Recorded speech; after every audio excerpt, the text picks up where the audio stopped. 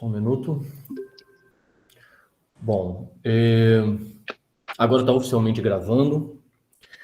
Eu quero dar boas-vindas a todos, bom dia aos presentes, ao seminário de hoje, que vai ser apresentado pelo professor Bruno Elbenit, da Unixul, Universidade Cruzeiro do Sul. Primeiro, eu queria agradecer muito ao professor por aceitar o nosso convite de apresentar um seminário aqui no TQCBR. É um prazer. E, bom, eu vou apresentar aqui rapidamente o professor, para então dar a palavra para ele.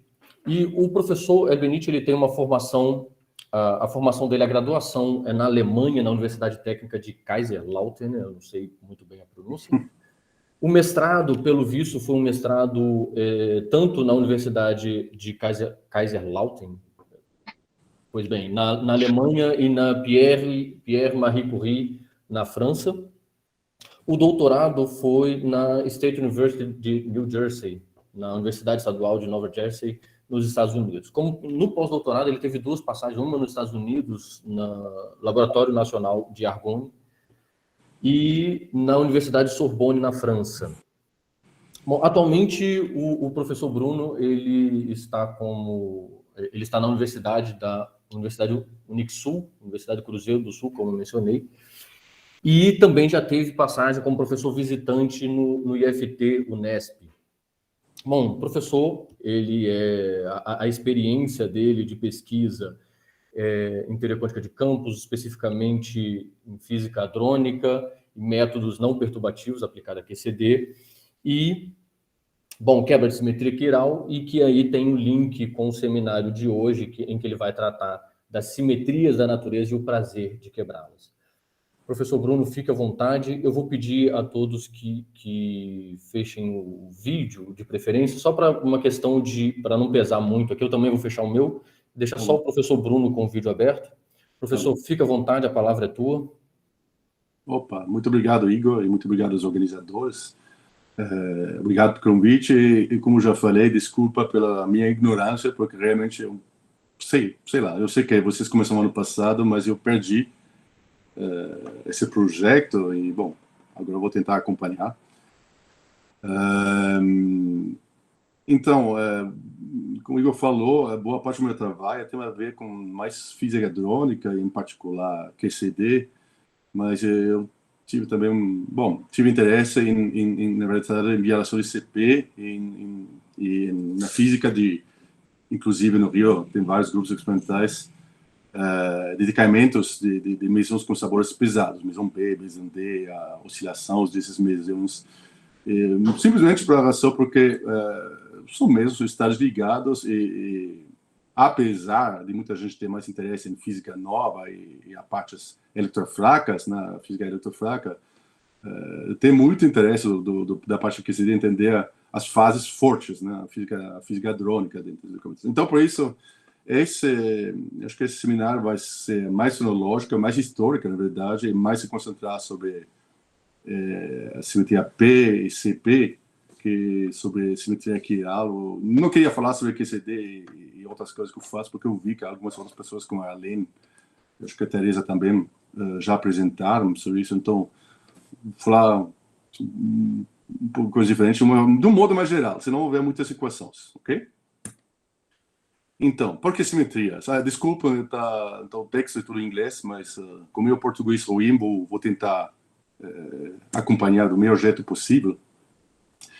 Então, um pouco uma introdução, né? Bom, simetrias desde a antiguidade, filósofos, astrônomos, são inicialmente, mas o conceito de simetria, que o meu ponto é aqui, ele mudou nos últimos 2, 3, 4 mil anos, né? O que a gente hoje percebe como a beleza de simetria, provavelmente é diferente que 200 anos atrás, 1000 anos atrás, 2000 anos atrás, né?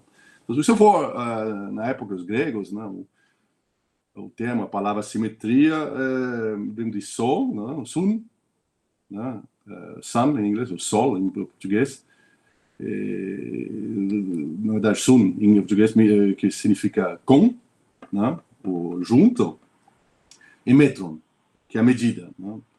E isso deu a simetria, e isso na ideia mesmo vai, por exemplo, no conceito de Euclides, ou algo que de proporcionalidade ou de comensurabilidade, ou seja, se você pode lembrar umas definições de Euclides, e a razão de dois números deve dar um número real, não racional, desculpa. Ok? Então, se não for, então não tem probabilidade, o número irracional, então esse, por exemplo, nesse contexto, ele não tinha beleza. Bom, obviamente, com o tempo, isso adquiriu um significado adicional, um pouco mais geral, de uma relação de probabilidade fundamentada em números reais, como função de harmonizar os diferentes elementos um inteiro, tudo unitário. Simetrias, bom, sempre foram relacionadas à harmonia, não? Beleza, unidade.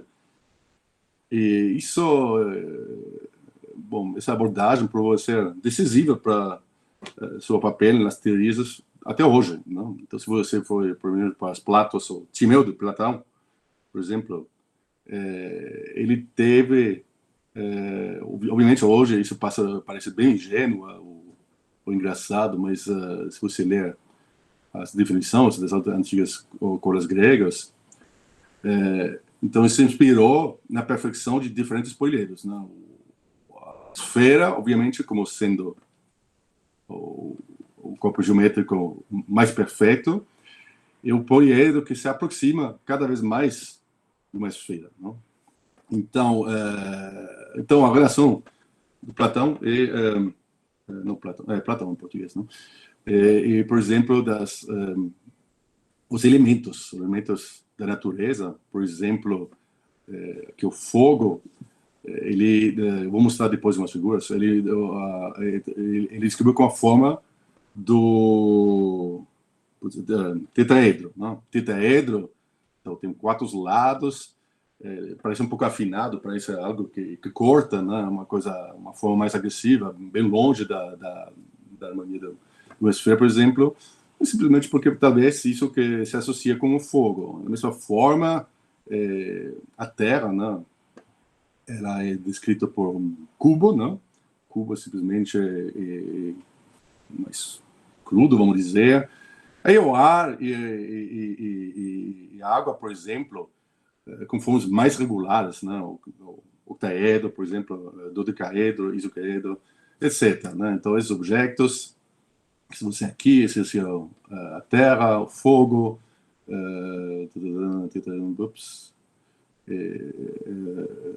isso seria, agora eu esqueci, o fogo, blá, blá, isso é a água e o ar, né? Pronto. E um pouco diferente do como entendemos simetrias, ou beleza, ou harmonia hoje em dia, que usamos uma linguagem mais matemática. Né? Bom, além da antiga noção de simetria, usada pelos gregos e romanos, não? Mais ou menos até o final do Renascimento, surgiu uma definição, uma noção diferente da simetria, vamos dizer. No século XVII, ela baseada não em proporções, mas em relação de igualdade entre elementos opostos, não? Por exemplo, a diferença entre o lado esquerdo e o lado direito, né? Que hoje nós temos, por exemplo, uma simetria de paridade, não?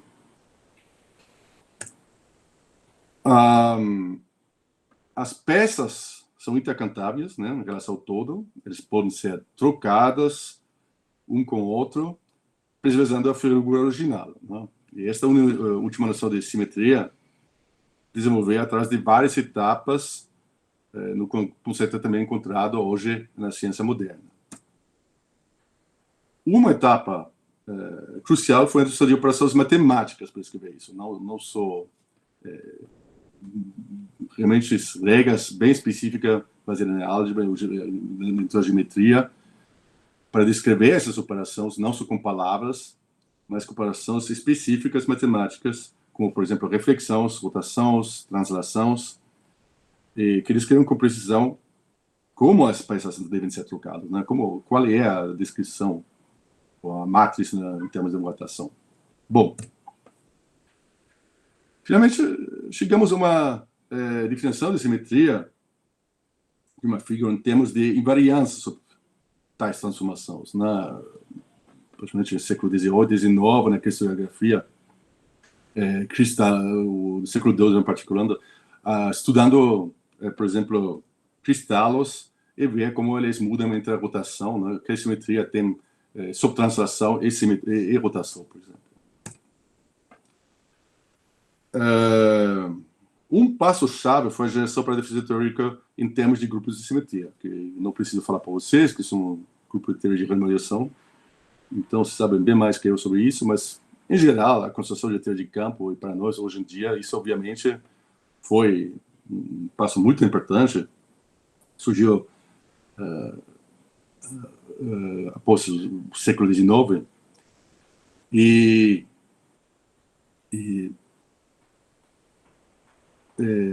desculpa, o fato que essas operações de simetria de uma figura foram encontradas para estudar as condições que foram um grupo, né? Grupo de Lie, então, trabalhos disso, você tem o trabalho de Lagrange, Abel, Galois, Lie, etc.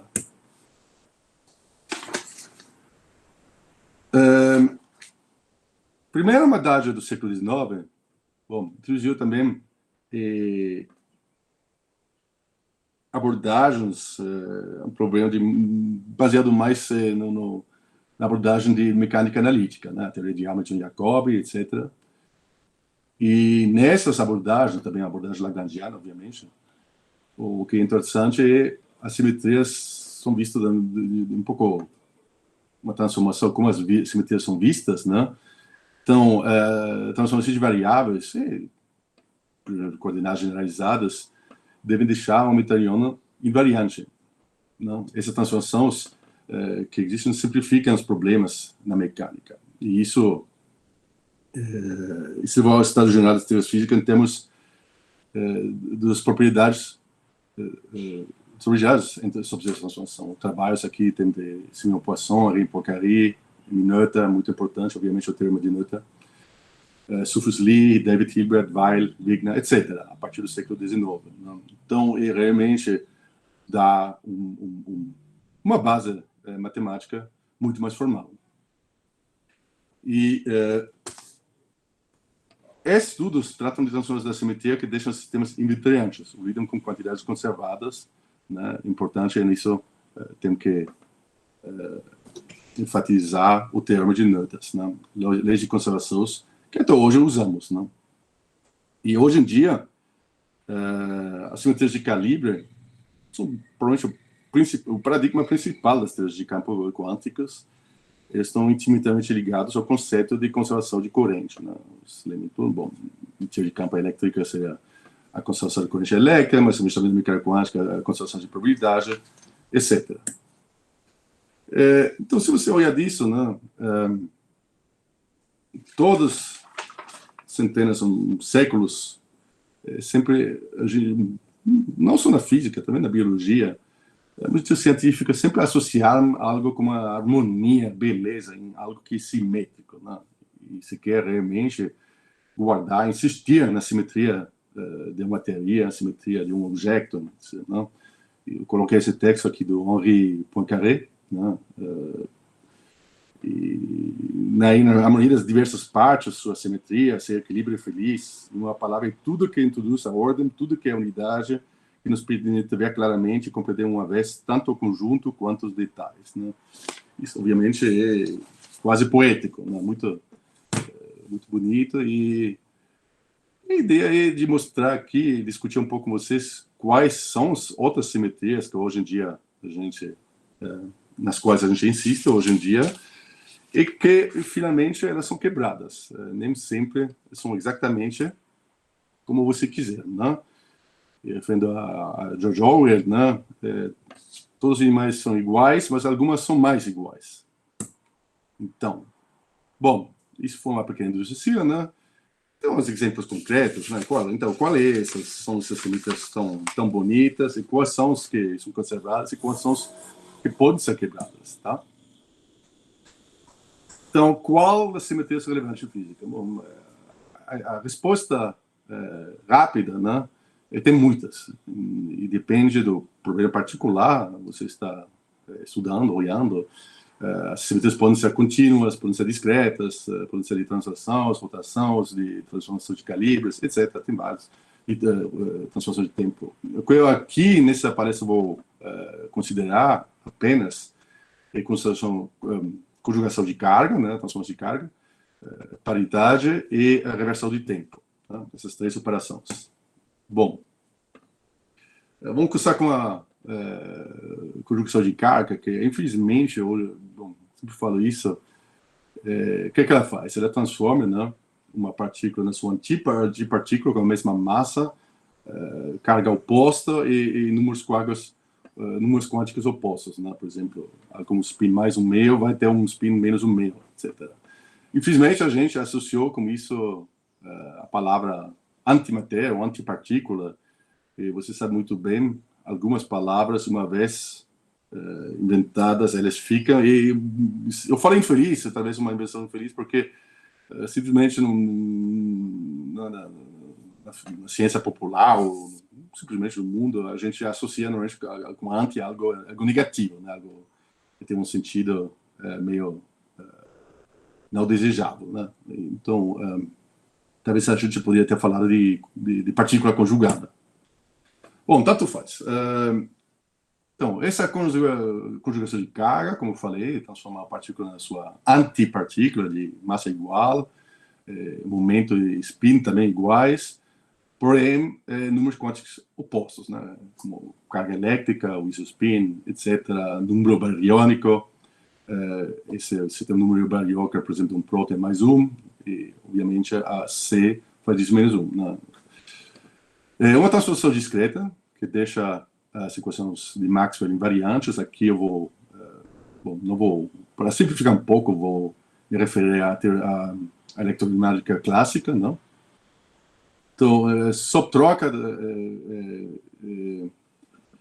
troca de sinais da densidade e da corrente, essas quatro equações, que criam esse conjunto de equações que são invariantes. Não? E, obviamente, a densidade, a carga, a troca de sinal, a corrente e nada mais, né? Se você tem cargas opostas, então a corrente também troca de direção, né?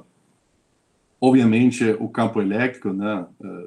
Saindo de uma carga, vai entrar uma carga, você troca o sinal da carga, a orientação, os campos elétricos, né? E o campo B também, se você pensar numa corrente, por exemplo, você inverte o sinal da corrente, então o campo, né, por lei da mão direta, também o campo magnético vai trocar sinal. E se inserir tudo isso aqui, e brilhante. Pronto. Próxima, a paridade. Bom, a reflexão das qualidades do espaço, né? Então, nova coordenada, você pega um vetor aqui, x vai para menos x, y menos y, z menos y, né?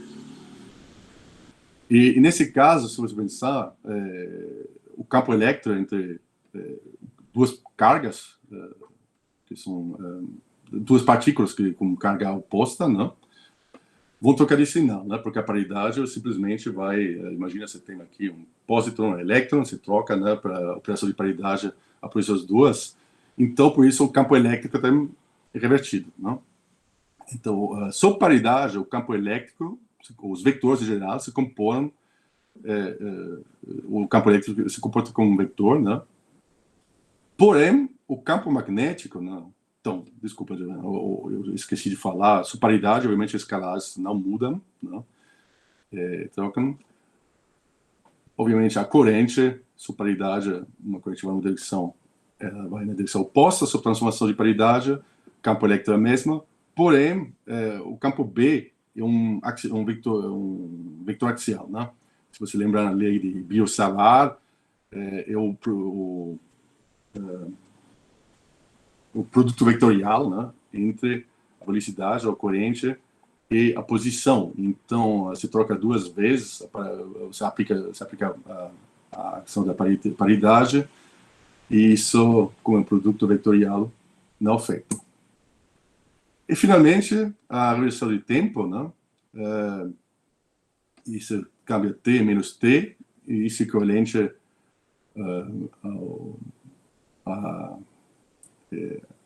o reverso do movimento, né? A inversão do movimento. Do ponto de vista macroscópico, não faz muito sentido de esperar que as leis de natureza sejam invariantes sobre essa translação, né? TA menos T. Ninguém vai esperar que uma casa que está caindo vá voltar a ser a mesma casa. Tudo bem. Mas aqui a gente está realmente mais preocupado com a T microscópica, a invariância do microscópio, e não com a segunda lei de termodinâmica. Nem vou entrar na coisa do Gamma de Maxwell e tudo isso. Isso é completamente outro tópico. De toda maneira, se você aplicar isso, né, então, alô? Bom, sob transformação de T, a carga fica a mesma, o campo elétrico também, o que muda, obviamente, né, porque a corrente é nada mais que a densidade de carga vezes uma velocidade. Opa, acho que alguém está com o microfone aberto. Bom, então, você vai inverter a corrente, e por isso, de novo, na regra de mão direta, você vai ter o campo magnético. Bom, então, só isso para, sei lá, para os alunos, talvez, para revisar um pouco o que essas três transformações realmente fazem. Tá. Vamos aos experimentos agora. Então, já vou anunciar, né? Essa beleza dessas simetrias, todos vocês provavelmente já sabem. Uma dessas transformações de simetria, a paridade, era violada, na verdade. Isso foi observado, o experimento já décadas atrás, nos anos 50. As partículas, em geral, têm uma helicidade, né? O spin pode ser alinhado com o momento ou anti-alinhado, né? Então, aqui a helicidade pode ser mais ou menos 1. A transformação de paridade, ele troca a helicidade, então, partículas, né? Porque você vai ter simplesmente invertir o momento, então, partículas de mão esquerda vão virar partículas de mão direita. Se a natureza fosse invariante sobre essa transformação de paridade, nós deveríamos observar férmions, elétrons, pósitrons, neutrinos, antineutrinos de qualquer helicidade. Mas acontece que isso não é o caso, né, quando se trata de uma das forças fundamentais, que é a força eletrofraca, né? Por exemplo, essa que governa, que está responsável por o decamento mais icônico, né, do núcleo, um próton, mas elétron aqui que falta é, obviamente, o antineutrino, né? Postulado por Pauli. Isso foi discutido. Bom, a proposta, obviamente, foi por T.J. Lee e C.N. Yang. A descoberta foi por Chien-Hsun Wu nos decamentos betas do cobalto 60, esse foi em 56. Vocês provavelmente todos conhecem também o resultado histórico. Esses dois receberam o prêmio Nobel. A experimentadora, a mulher, não. Podemos discutir, né? Eu acho que isso é injusto, mas essa não seria a primeira vez na história, né? Bom, como essa coisa funciona no experimento? O que foi observado é o isótopo, o cobalto 60, e que se transforma em um níquel 60 mais um elétron em antineutrino, tá? Então, o cobalto, ele tem momento angular total de 5, né? Ele é orientado na direção. Vamos dizer que isso seja o eixo Z, por exemplo. E nesse decaimento, né, ele emite, isso aqui coloquei uma seta arbitrária, o elétron é emitido. Tudo bem. Esse é o momento angular, né? Lembra que o momento angular também é um vetor axial, não um axial-vetor. Então, sob paridade, ele fica o mesmo, o momento angular, né? Porém, na paridade, a emissão, né, no mundo espelho, e nesse sentido. Okay. No mundo perfeito, você deve observar tanto os elétrons nessa direção, que nessa direção oposta, né? Se fosse um elétron para aqui, deve ser aqui, etc. Então, é isso exatamente que o experimento mostrou. Demonstrou e provou que não é bem o caso. Então, no experimento, né, o cobalto ele é orientado, e esse foi, na verdade, um problema experimental bastante grande. Estamos falando de uns 70 anos atrás, né, a temperatura de menos de 1 Kelvin, para orientar esses spins, o momento angular, na verdade, do cobalto, aqui, como se pode ver, né? O que foi observado é simplesmente elétrons espalhados em direção, né? E quando se faz a inversão, né, de paridade, você esperaria, bom, que você vê também elétrons espalhados ou na direção ao longo, né, do espino, do momento angular do cobalto. Né? Experimentalmente, como isso foi feito, o cobalto ele estava dentro de um solenoide. O solenoide, obviamente, se pode ver, corrente entra lá. Então, pela mão direta, você pode ver como é campo magnético dentro. Ele vai alinhar o espino, o momento angular do cobalto, nessa direção, né?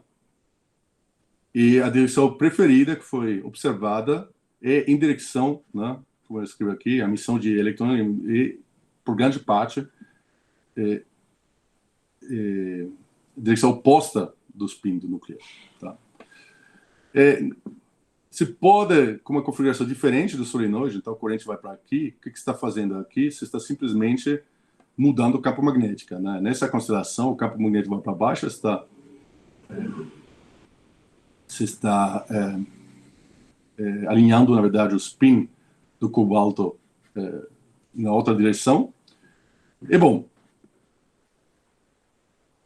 a emissão, né, você esperaria que seria também continuar a observar para cima, mas não foi bem assim.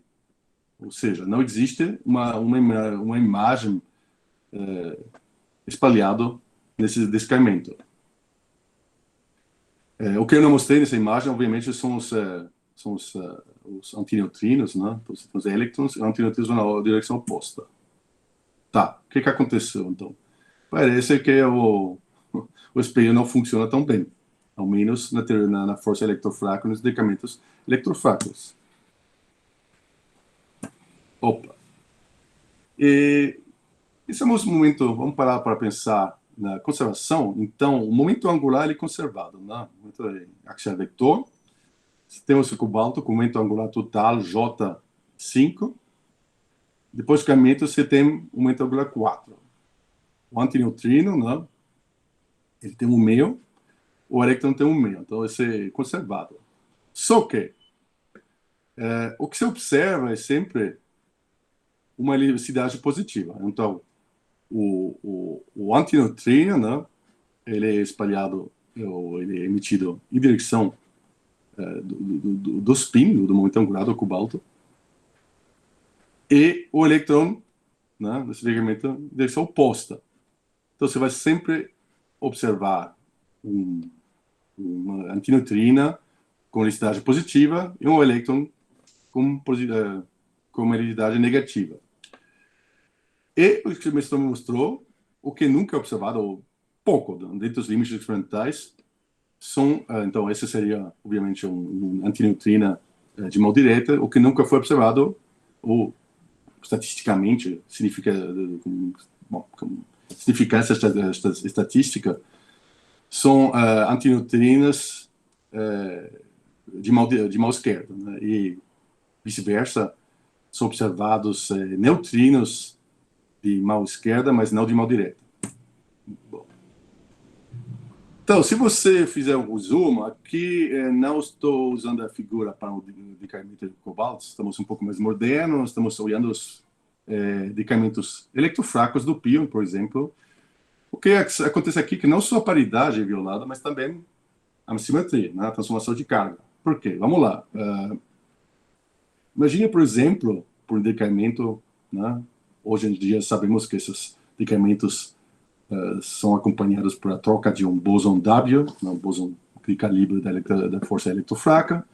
Um período positiva, ele vai ter um decaimento, ou vai passar por decaimento, em um neutrino, né?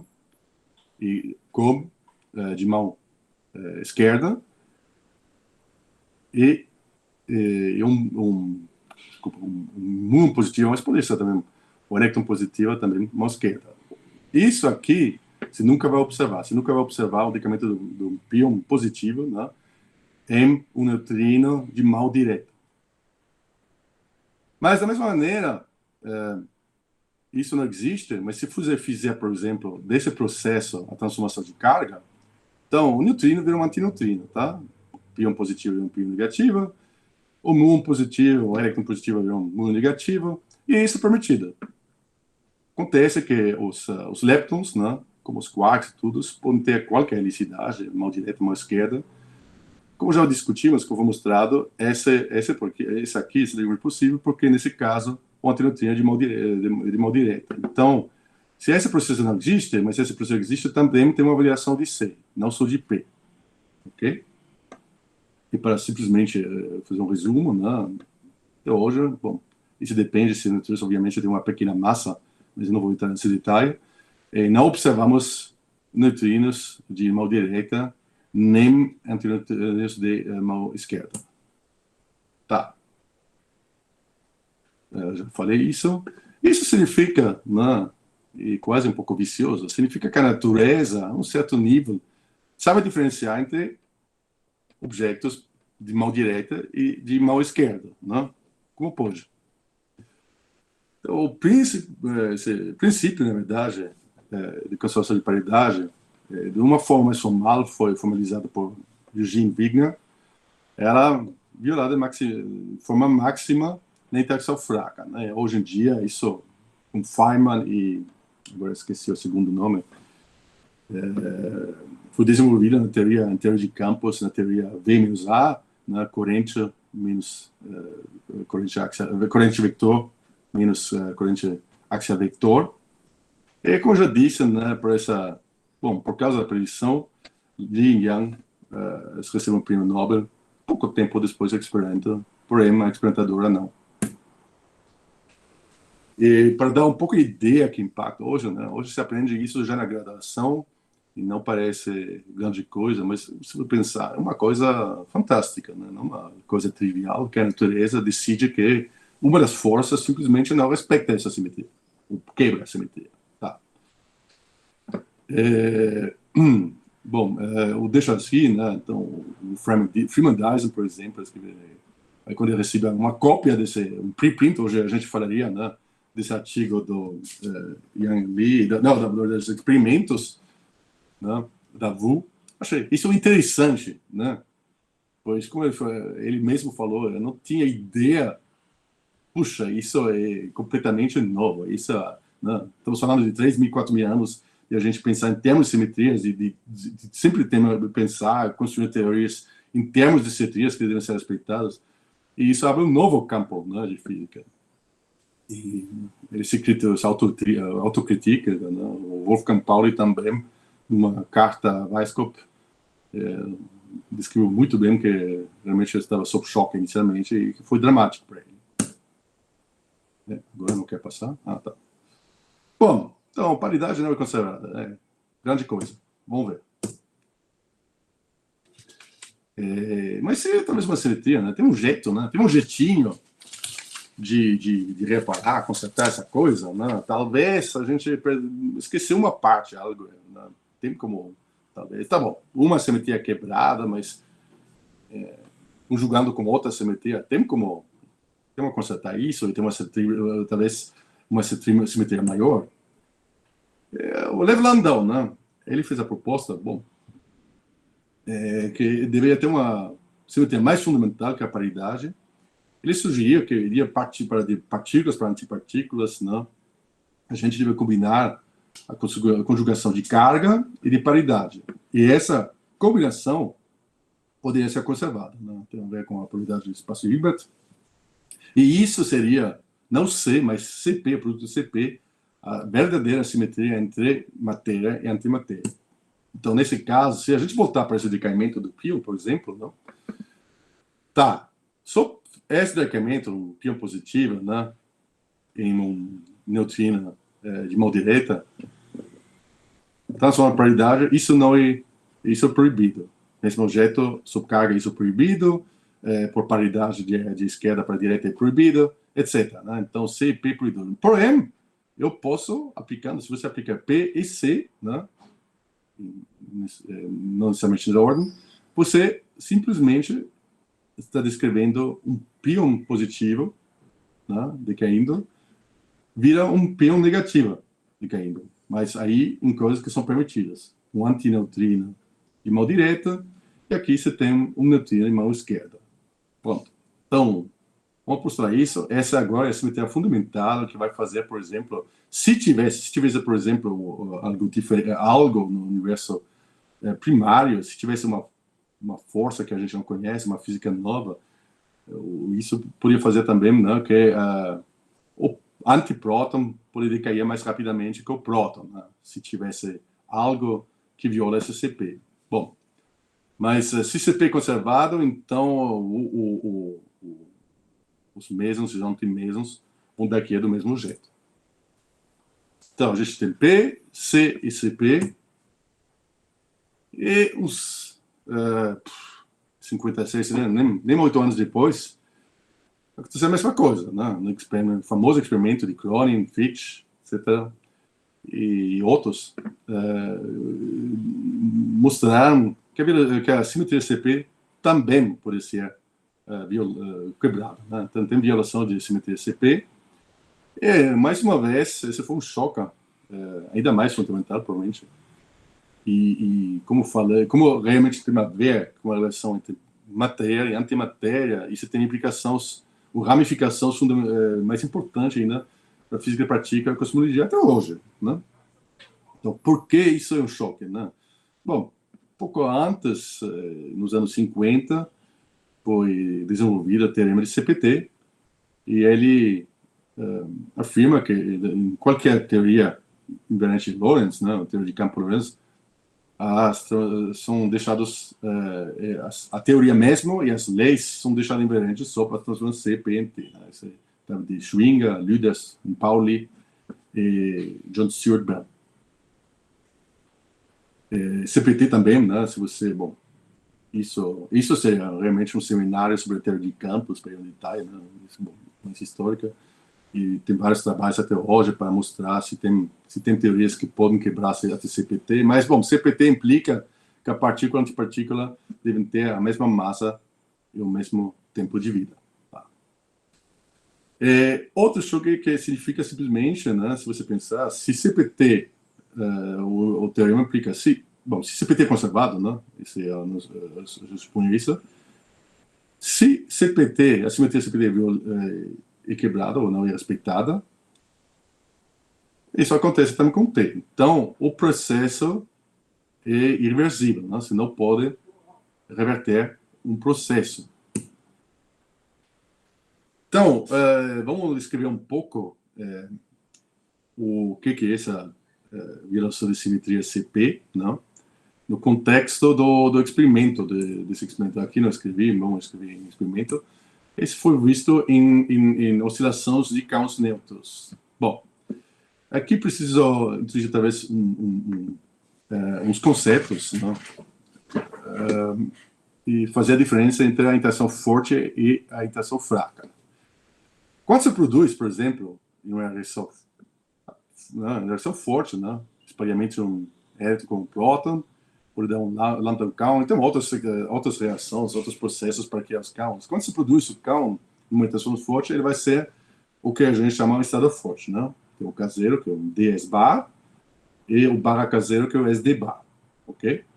Essa a gente vai chamar do autoestados fortes. Porém, uma vez que você produz esse count, né, vai ter um tempo de vida, vai continuar, e o decaimento deles é eletrofraco, né? Isso pode ser em 2 rados, pode ser hadrônica, né? Pode ser um decaimento, pode ser leptônico, pode ser semi-leptônica, etc. E nesses decaimentos é mais apropriado pensar neles em termos de autoestados fracos. E esses autoestados fracos, como eu vou mostrar pouco, eles são superposições desses estados fortes, K0 e K barra 0, e são autoestados de CP. Esses aqui não são. Ok? Por que a gente pode pensar isso? Porque se a nível de quark, esses dois estados fortes, eles podem oscilar e se tornar um e no outro, né? Então, a gente chama isso de mixing, de misturar, né? por exemplo, aqui você tem o K barra, né? O SD bar, e ele, por esses dois diagramas, dois tipos de diagrama, por troca, ele é um W, né? Os bosons de gate de calibre da interação fraca, ele se torna em UCT. Aqui eu vou já antecipar, vou discutir isso daqui a pouco. O S aqui está em estado forte, e, porém, uma vez que acontece uma interação fraca, isso são autoestados fracos, né? E uma superposição, por isso que o S não vira só um U, ele tem probabilidade de virar um UCT. A mesma coisa acontece desse lado aqui, né? Então, e se vê aqui, depois disso, né, se troca, então, aqui também uma corrente negativa, o vira um D, né? Porque tem um W negativo, aqui é o contrário. E por esses diagramas, que a gente chama box diagrams, você pode ver que a partícula vira sua antipartícula, né? O K-bar, o KZ. Bom, então, por isso a ideia de superposição e de ter um problema que é, na verdade, mecânica quântica, com uma hamiltoniana, com um operador de massa, que pode ter, que deve ser hermitiano, mas que pode ter elementos diagonais. Vou voltar ao que eu já afirmei, né? Então, o problema com os estados fortes, eles não são autoestados do operador de C, né? O caseiro não vira a si mesmo, ele vira um K-barra, não? Essa é uma fase arbitrária que se pode introduzir. Porém, tá bom. O que eu posso fazer? Como já falei, como eles oscilam um no outro, eu posso dizer que simplesmente na mecânica quântica isso é permitido. Eu vou considerar uma combinação linear desses estados fortes. Isso são estados, os autoestados físicos num decaimento fraco, os autoestados, a gente chama isso ou autoestados de CP, ou autoestados eletrofracos. Essa composição aqui, né, a diferença entre estados fortes e ele par em CP, né, se aplica nele e dá mais o próprio estado de novo, né, e outro, né, a soma, né, se você aplica aqui CP, você vai ter menos, aqui você vai ter menos, ele é ímpar. Ok? Bom, eu falei muito até agora, eu não sei se tem perguntas, ou porque a gente falou disso que seria aberto a perguntas. Bom. Tá tudo bem, Igor? Está escutando? Estamos ouvindo bem, sim. Acho que ainda não vejo pergunta nem no chat, nem nenhuma mão levantada. Então... É que esse ambiente, sabe, como lá no Google, eu não estou vindo os postos, aí às vezes dá a impressão que você está falando uma parede, então... Bom, tecnicamente não, estamos aqui te ouvindo. Não, mas já aconteceu que eu estava falando e não tinha conexão, então... Bom, do outro lado, também tem outros estados do CP também. Bom, os caos são outros CP, mas também 2 mesmos, 3 mesmos também. Todos têm números quânticos, todos têm paridade sobre CP. Então, no caso do pion, você pode mostrar, por exemplo, né? C transforma isso em si mesmo, a paridade, né, é negativa do pion, mas 2 vezes dá mais, né? Então, o estado pp, ele par sobre a transformação CP, porém de 3π, ele ímpar, tá? E isso nos leva a pensar que tá bom, então, se tiver esses 2 estados de CP, né, essa superposição dos estados fortes, deveria, né, se CP conservado, né, decair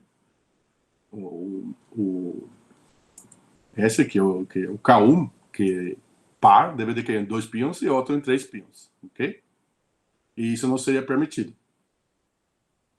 Ao mesmo tempo, se espera uma diferença de tempo de vida por causa do espaço de fase. Você tem aqui em câmeras em torno de você tem 220 MeV, a diferença em torno de 80 MeV. Se você traduzir isso em tempos, né, o T1 deveria ser bem menor que T2. E aí a gente diz K1 e K2, em vez de falar K1 e K2, muitas vezes, principalmente, fala de um K curto e K longo, um K short, de tempo curto, de tempo de vida longa, um K short e um K long, não? e associa eles a esses estados que formamos nessa superposição, né? Então, o K-short e o K1, esse que vai nos dar os 3 pions, né? O KL vai nos dar os 2 pions. Perfeito. Ok? Aqui temos tempos. Isso é exatamente, né, num experimento do ponto de produção de um K, né? Então você tem uma reação, você produz Ks, eles se formam semente, mas por causa da oscilação, no decaimento eletrofrágil, eles são superposições dos estados fortes, K0 e K bar. E se você pensar isso em distância de tempo, em distância, o tempo de voo, os com CP mais 1, né? O K-short, ele decaia mais rapidamente, e depois de um tempo, então, se você coloca seu detector a uma certa distância, você deve ver só decaimentos em 3 pions. Ok. Como eu falei, bom, isso também não aconteceu. A longa distância, a grande distância do ponto de produção dos campos neutros, bom, como eu disse, você espera que 100%, a boa parte, né, porque seja só do Calon, porque os K-shorts já decaíram. Então, se CP conservado, você deveria ver só esses 3 pions. Mas mostraram que, a uma certa distância, observaram ainda 45 decaimentos do QAL em 2 pions, que não é permitida. Claro que é bem pequeno, mas está lá, né? Isso com acontecemos de 22.700. Né? A conclusão, né, a observação de KL em 2 pions implica que KL mesmo não é um estado puro de CP. Ele deve ter uma componente que permite esse decaimento em 2 pions, né? E que viola, portanto, CP. É normal. Tudo que eu estou falando aqui para o Calm vale também para os mesmos D e D1B. Tem uma mesma mecânica quântica atrás disso, o mesmo termos de oscilação, simplesmente por contexto histórico eu estou falando, bom, estou usando os Calms. E você poderia escrever isso em termos de um parâmetro, então uma KL não é esse K2 puro, não é essa superposição de estados fortes, aqui a soma, mas vai ter um pequeno termo, projeção, esse problema aqui é muito pequeno, que ele pode contribuir a esse decaimento, né, do KL em 2 pions. Isso a gente chama um decaimento indireto. Né? Também, eu não quero entrar nos detalhes, então, indireto por sentido que isso acontece nos sistemas de mesmos neutros que oscilam, né, por toda essa coisa que você tem uma superposição. Existem, portanto, também decaimentos, né, CK2, que não em estado puro, não exatamente GCP, ele também pode ter um decaimento no estado de 2π. E isso existe também, mas é muito mais raro, e isso foi boa parte dos últimos 23 anos do Bell, Babá e tudo isso, e hoje em dia LHCb e Bell 2, e realmente observar os decaimentos diretos e indiretos desses mesmos. Esse foi o nível dos mesmos. Se lembra quando eu mostrei esses diagramas, box diagrams, né, que são responsáveis pela oscilação? Pois bem, falei, também o nível de quarks, nas interações electrofrágeis, a gente tem que distinguir entre estados de massa, ou estados fortes, que, por uma transformação de matriz CKM, eles viram, né, se você multiplica isso, coluna por linha, eles viram estados electrofrágeis. Esse delinha, na verdade, uma superposição, do mesmo jeito que o KL e o KS eram uma superposição de estados fortes,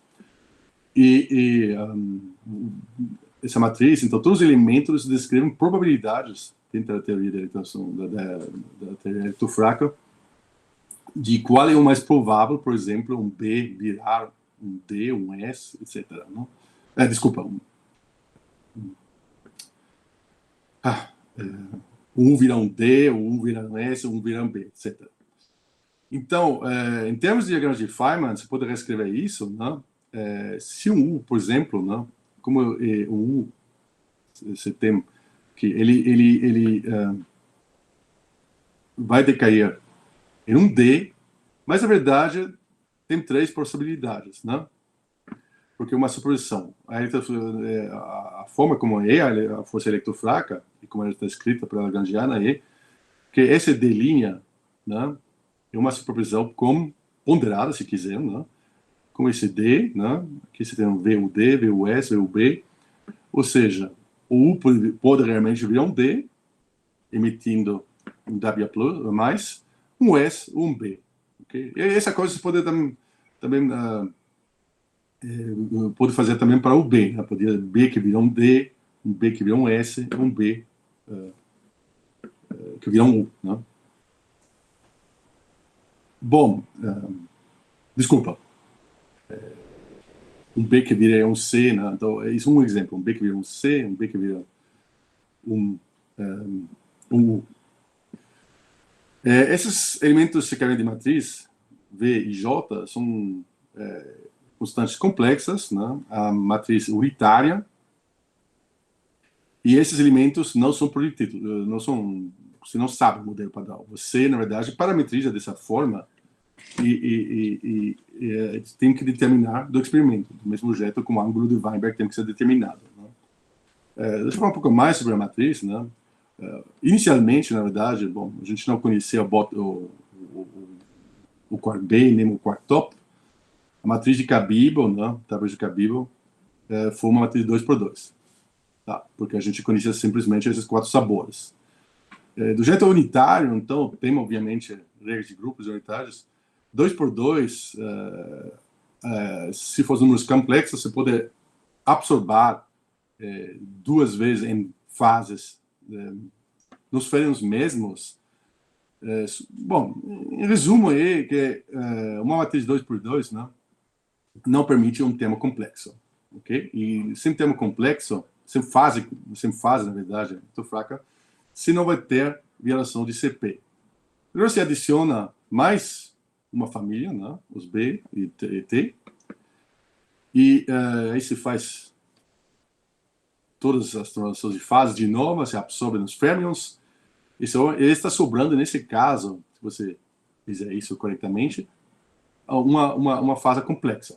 E isso é importante. Então, 2x2 não funciona, 3x3 funciona. Isso funciona no sentido que só matriz 3x3, então, as 3 gerações, as 3 famílias, permitem que tenha na matriz uma fase complexa. E a proposta de Kobayashi, Mascaro e Bunny, adicionar o bottom, o beauty e o top, 2 caras, e bom, como vocês sabem, juntos receberam um prêmio Nobel.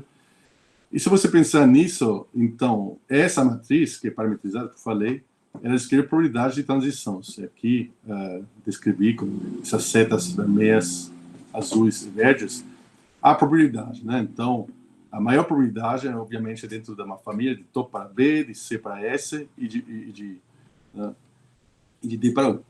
Bom, a menor probabilidade seria, por exemplo, completamente diagonal, BU, e você pode ver que isso são os momentos, ou, por exemplo, TD, esses são os elementos diagonais. Então, os valores que aqui mais que são maiores são aqui na diagonal, e os menores, e quando você afasta dessa diagonal. A maior fonte de violação de CP, a matriz SQM, e no quark B. Então, essa transição do B para C, B para U, não? E por isso, já nos anos 80, por isso que realmente eu fiz uma proposta, olha, não vamos estudar só os counts, é muito mais interessante, né, se a gente pudesse, a energias mais altas, estudar os mesmos Bs, ok? Aqui só também para explicar um pouco, né, como eu falei, é preciso de uma fase complexa nos decaimentos, e também, na verdade, é preciso de uma frase forte. Então, o que eu dizer para isso? O que se precisa realmente para gerar a violação de CP? Tá, imagina que você tem um decaimento A e B, uma coisa bem genérica, né? E esse decaimento pode proceder via 2 caminhos, né? Vamos dizer, por exemplo, dois tipos de decaimento, 2 diagramas de Feynman. Ok.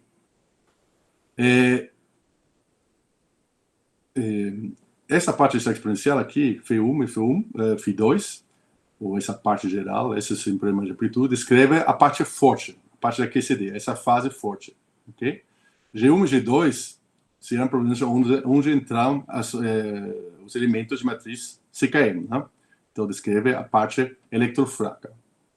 Quando você vai para o documento, o processo conjugado CP, você vai obter isso, a força, a configuração hadrônica, se quiser, a força invariante, não muda nada aqui, né, invariante CP, mas sobre CP, isso vai virar complexo.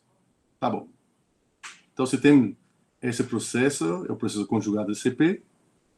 E CP é a diferença, então, A quadrado menos o processo conjugado ao quadrado, faz um pouco de álgebra, você obtém isso um fator, né? Simplesmente um fator. Normalizando aqui, isso é proporcional ao parte imaginário dessas fases eletrofracas, vezes o seno da diferença entre as fases fortes.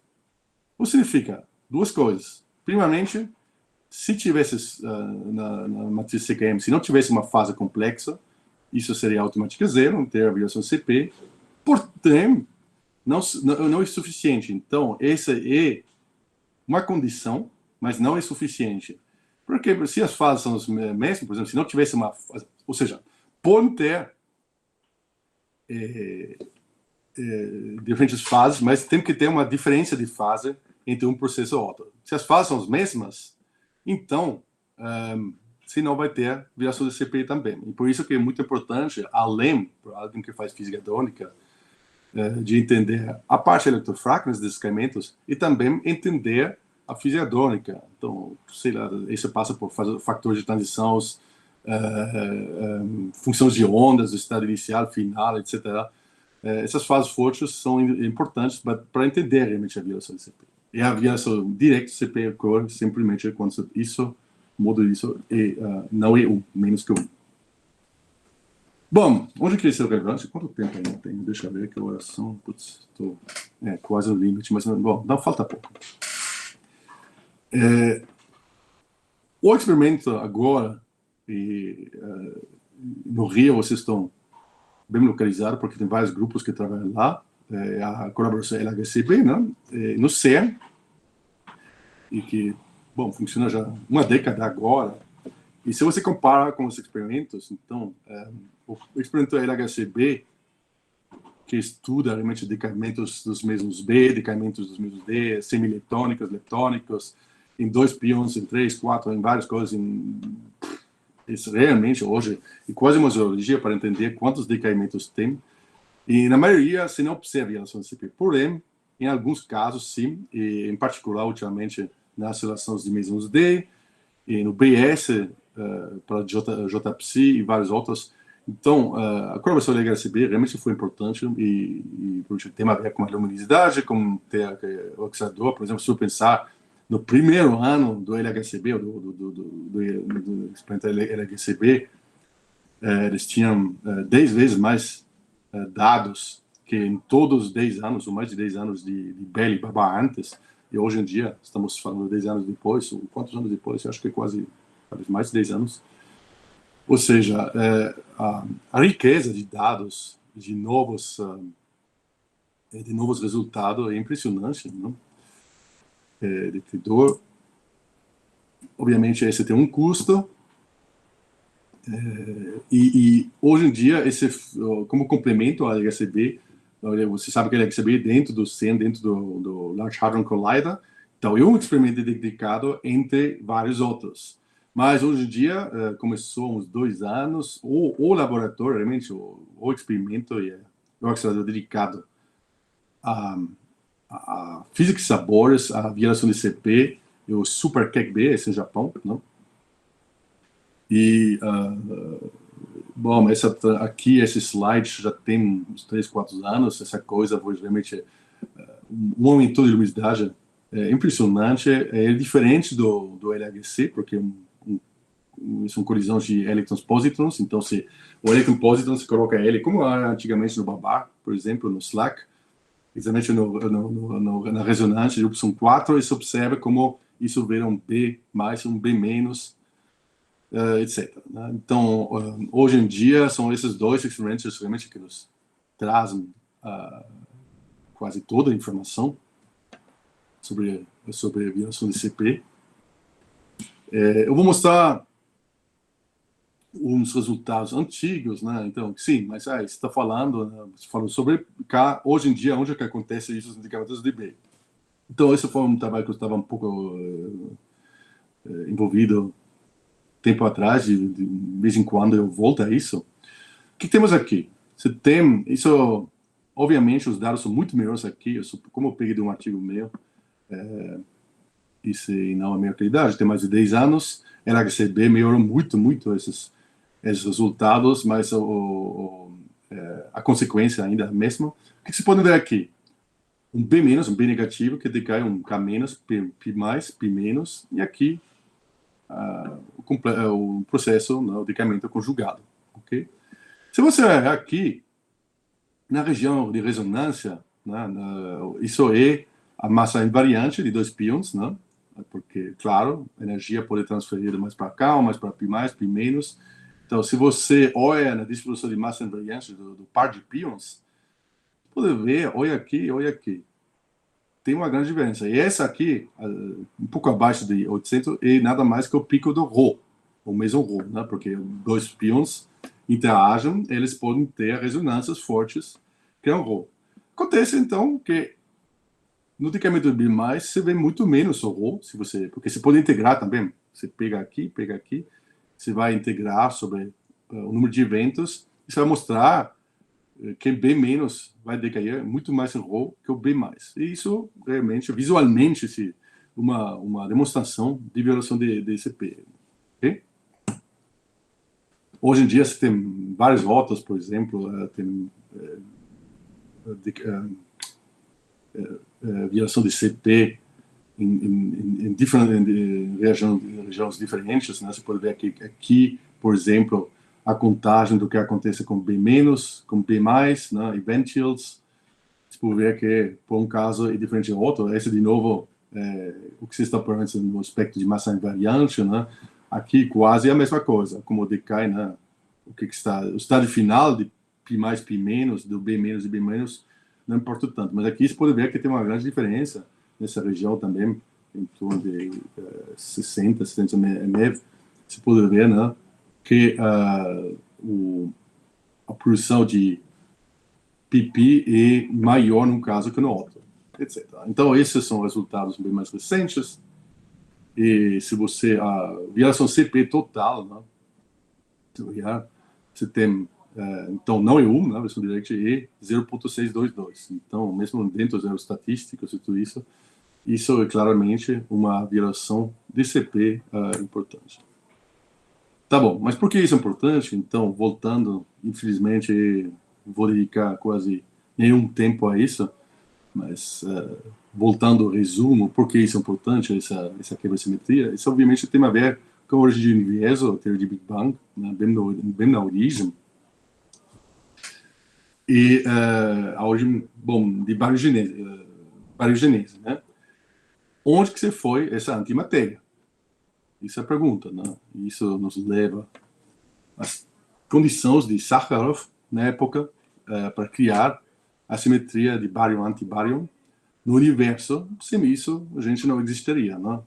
Claro que, em nosso experimento, criamos antimatéria, criamos antiprós, tudo isso, mas o nosso mundo é feito de prótons, de hidrogênio, não de antihidrogênio, né?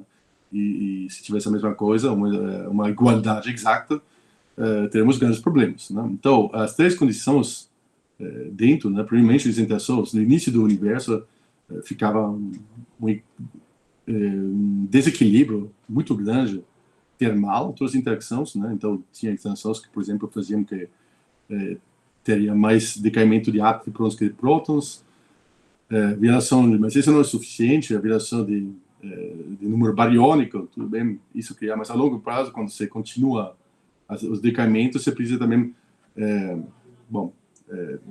violação da simetria C, isso não é suficiente, como vimos também, né? a simetria realmente que relaciona matéria e antimatéria, a simetria CP, e essa tem que ser também não respeitada para ter condições de ter esse universo que vemos hoje. Okay? Do que vemos, porém, no modelo padrão, o que observamos, a variação de CP, modelo padrão, não é forte o suficiente para explicar essa simetria inicial. E por isso que, obviamente, tem toda uma indústria de olhar se tem outras forças, ou se há outras partículas, ou outras teorias que talvez a outra escala de energia levaria a violações de CP bem mais forte do que observamos hoje em dia. Né? Então, pergunta ainda não realizada, porque o nosso universo é feito mais de matéria que de antimatéria. E o único universo poderia ser, então, aí que estamos já entrando em discussões bem mais filosóficas, poderia ser um anti-universo, qual acontece a interação, né, entre esses universos, etc. Eu falei sobre as simetrias CPT, né? Independentemente, eu não falei sobre o conjunto CPT, não só mencionei o termo CP. Obviamente, né, quando falamos de simetrias, né, eu fiz um passo histórica desde os gregos até hoje, e desculpe, mas obviamente eu tive que negligenciar muitas temáticas e um dos pontos foi bem rápido, provavelmente. Tem outras simetrias quebradas que eu não mencionei, bom, CP e CP, obviamente, não são respeitadas pela interação fraca. Sim, tem outras. Uma que é muito mais,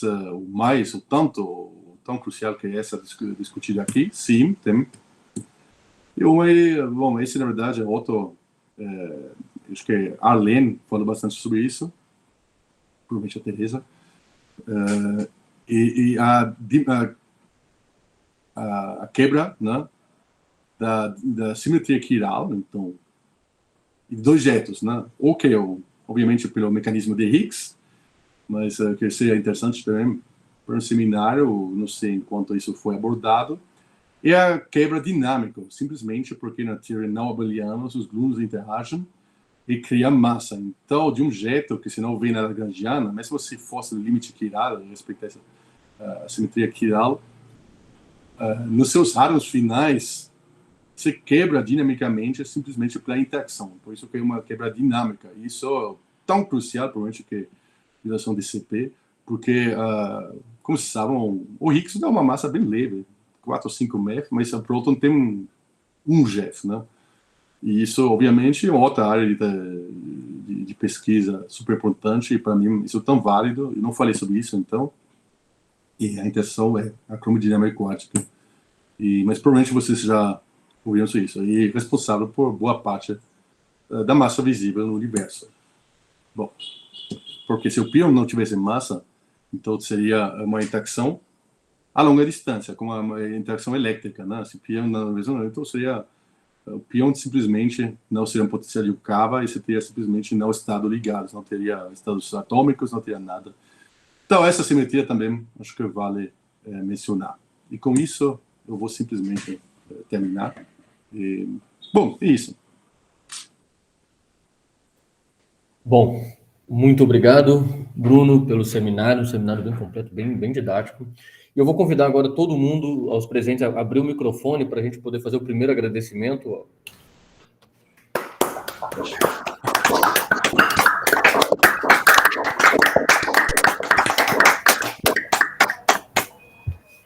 Bom, agora abrir para as perguntas. Vou deixar um tempo aqui para as pessoas ficarem à vontade. Em princípio, eu não vejo nada no chat. Tem um chat? Ah, sim. Tem um chat. Temos um chat e também não vejo nenhuma mão levantada. Tenho uma. Giorgio, por favor. Posso fazer uma pergunta? Sim. Se lembro, não sou um experto, mas lembro que a parity violation, sim, nós mais ou menos sabemos como pôr na Lagrangiana, etc., mas tem dificuldades de fazer uma teoria na rede, de definir uma teoria não perturbativa, que também quebra pares. É um problema, você sabe disso, se é um problema técnico ou se é um problema fundamental? Acho que deveria saber mais isso é a Tereza. Bom, o problema na rede é a translação e a rotação, inicialmente, que é quebrada. Né? Isso também. Agora, a paridade... Que tem teoremas, folk teorema. Olha, translação e rotação, no fim, a gente pensa, vamos fazer a rede infinitamente pequena, essas coisas vão ser irrelevantes. Mas é uma coisa de continuação analítica, se lembro bem, que pode ser que lembro mal, eu não sou um experto, mas só para que tem gente que acha que isso é mais misterioso que a gente pensou. Não sei. Entendi. Mas que gente, você tem algo... O que você tem em mente? O que você pensa lá em termos de trabalho? A gente que faz isso para princípio, porque claramente o que se podemos modelar a força eletrofraca na rede, no regime de acoplamento forte, essa coisa aqui.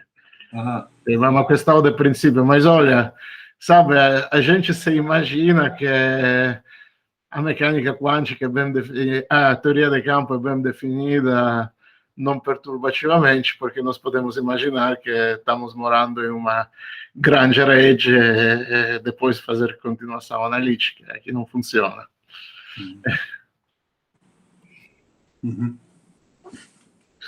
Porque é interessante que matematicamente é consistente, mas se você pensa, é bastante interessante que o porquê o fermion left-handed tem uma carga e o fermion right-handed não tem. Sim.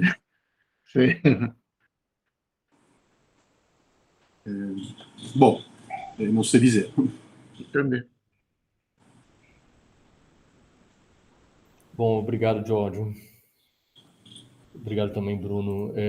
Bom, não vejo mais perguntas aqui no site, no chat, tampouco na mãos levantadas.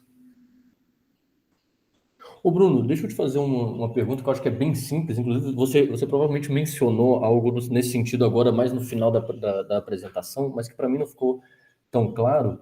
Existe algum indício de que CP se restaure algum nível de energia? Existe algum indício? Restaura? Isso, de que a simetria seja restaurada em algum nível de energia ou ela é sempre violada? Eu nunca escutei. Bom, não sei, numa região, acho que ninguém... Falei, um pouco como a simetria quiral, não? Um certo regime restaura a simetria quiral, mas também CP...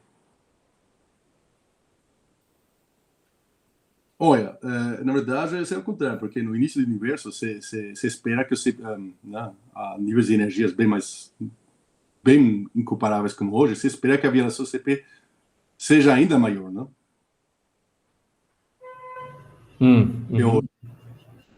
Eu não sei se tem um limite se a gente continuasse a violação CP diminui, porque é isso que a gente está procurando, como eu falei no final, a fonte que temos hoje no modelo padrão, né, como está medido, que como a gente encontra em tantos experimentos, né, como estão determinadas, é a fase, porque são 3 ângulos de Euler, tem uma fase complexa. Os valores experimentais que a gente encontra, você usa isso, você compara conhecimento, faz um cálculo de um decremento, por exemplo, um K, um B, tudo isso. E as fases que você observa, elas são não suficientes para explicar hoje em dia essa... Bom, se você insere isso em cálculos de cosmologia, não se vê suficiente. Você precisa, na verdade, de uma fonte bem maior de velocidade CP que temos no modelo padrão. Né? Por isso que eu falei, tem teorias onde, bom, sabe, essas que o Beyond Standard Model, como outras bolsas de calibre, como supersimetrias, por exemplo, isso obviamente vai, quando você introduz supersimetria, você vai ter fases adicionais, e essas fases adicionais obviamente vão contribuir a mais. Então, eu contrário, acho que a uma escala maior, a vida CCP deveria ser maior. Deveria ser mais evidente. Aí pode ser, eu não sei se o universo se restriria aí ao contrário, mas não sei, honestamente. E, curiosamente, eu acho que eu nunca li. É uma boa pergunta que você fez lá, porque eu não lembro ter, mesmo em artigos de revisão e tudo isso, alguém se perguntar lá essa pergunta. Bom, aqui no chat tem um comentário do Gabriel Menezes. Ele diz o seguinte: ótimo seminário, Bruno. Infelizmente tenho que sair agora. Abraço a todos. Então. Isso, o Bruno, o Gabriel precisou. Eu conheço ele. Sim. Pois é isso que temos. Bom, sendo assim, então eu vou convidar aos presentes a abrir o microfone uma última vez para a gente agradecer ao Bruno, por favor. Obrigado. Bruno, a gente agradece muito o seu aceito, o seminário que você apresentou, muito bom, muito didático. A gente agradece bastante, viu? Obrigado a você. Bom, vou tentar acompanhar.